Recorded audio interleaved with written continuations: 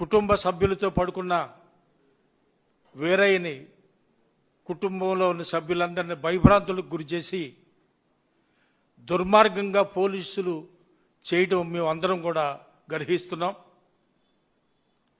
అసలు మనం ఇప్పుడు ఎక్కడున్నామో, ప్రజాస్వామ్యంలో ఉన్నామా, లేకుంటే ఏదో పోలీసు రాజ్యం సపరేట్ రాజ్యం ఏమైనా రాజ్యాంగాన్ని చేసి ఆయన ఏదో రెడ్ బుక్ రాజ్యాంగం అంటున్నారు కదా, ఆ రాజ్యాంగంలో ఉన్నామా మనకు అర్థం కాని పరిస్థితులు ఇవాళ మన రాష్ట్రం ఉంది. తప్పు చేస్తే అరెస్ట్ చేయండి, ఎవరు కాదంటలా.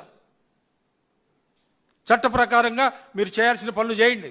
అట్లాగే మీరు చట్ట ప్రకారంగానే మాకు ఇవ్వాల్సిన నోటీసు మాకు ఇవ్వండి.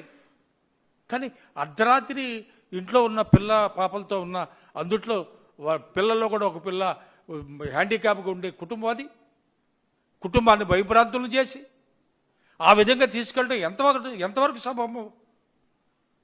రాజకీయాల్లో ఎవరి పార్టీలు వాళ్ళకు ఉంటాయి, ఎవరి వ్యవహారాలు వాళ్ళకు ఉంటాయి.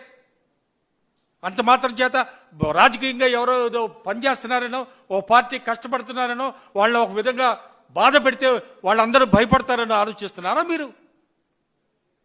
ఎవ్వరు కూడా భయపడి వెనకెళ్ళే పరిస్థితులు లేవు. మీరు ఇదే విధానం కొనసాగితే రాబోయే రోజుల్లో ప్రతి వ్యక్తి కూడా ఒక ఉద్యమకారుడికి తయారు చేస్తున్నారు మీరే.